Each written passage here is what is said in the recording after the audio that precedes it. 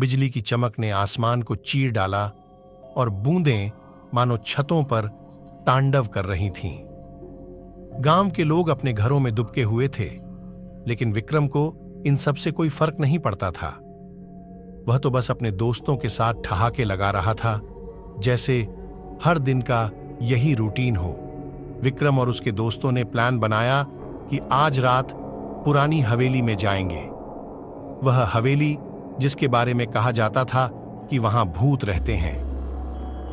अरे यार, कुछ नहीं होता, ये सब बकवास है, विक्रम ने हंसते हुए कहा।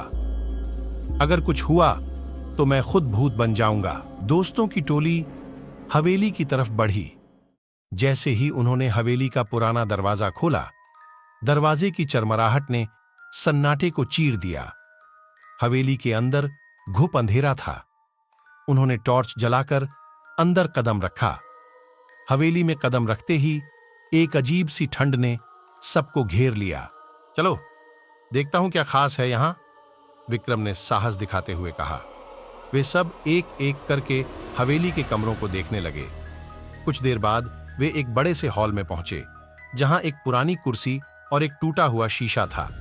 शीशे में विक्रम ने देखा कि उसकी परछाई कुछ अलग सी दिख रही थी। वह हंसते हुए बोला, देखो, मेरे भी भूत बन गए हैं। तभी एक तेज हवा का झोंका आया और हॉल का दरवाजा जोर से बंद हो गया। सब चौंक गए और विक्रम की हंसी अचानक रुक गई।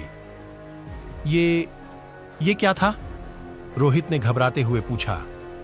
विक्रम ने हिम्मत दिखाते हुए कहा, अरे कुछ नहीं यार, चलो देखते हैं।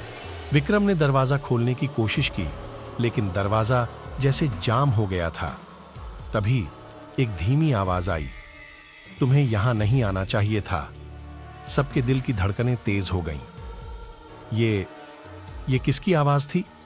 सनी ने डरते हुए पूछा। विक्रम ने हिम्मत जुटाते हुए कहा, कोई नहीं यार, कोई हमें डरा रहा है।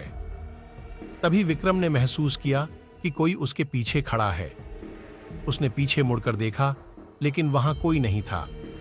तभी उसकी टॉर्च की बैटरी खत्म हो गई और चारों तरफ अंधेरा फैल गया।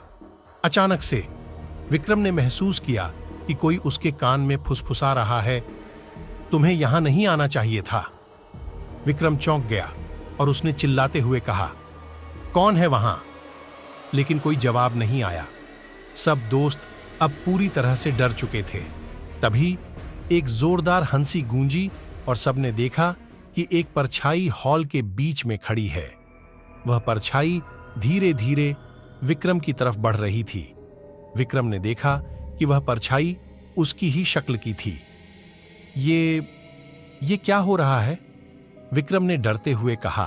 वह परछाई विक्रम के करीब आई और बोली, तुमने कहा था ना, तुम खुद भूत बन जाओगे। और फिर वह परछाई विक्रम में समा गई। विक्रम की आंखें सफेद हो गईं और वह बेहोश हो गया। अगली सुबह जब गांव वालों ने हवेली का दरवाजा खोला तो विक्रम और उसके दोस्त बेहोश पड़े थे। विक्रम की आंखें खुलीं और उसने देखा कि उसके दोस्त उसे घेर कर खड़े हैं। क्या हुआ था रात को? दोस्तों ने पूछा। विक्रम ने हंसते हुए कहा, अरे कुछ नहीं यार, बस हवेली का भूत मुझसे मिलने आया था। सब हंस पड़े, लेकिन विक्रम के दिल में अब भी डर था। वह जानता था कि जो उसने देखा वह सिर्फ एक सपना नहीं था। हवेली का भूत सच में मौजूद था और उसने विक्रम को अपनी कहानी का हिस्सा बना लिया था। उस दिन के बाद से विक्रम ने कभी भी भूतों का मजाक नहीं उड़ाया और गांव में हर कोई कहने लगा कि अगर विक्रम कहता है कि उसने भूत देखा तो जरूर सच होगा। आखिरकार भूत का साया हमेशा उसके साथ जो रहता था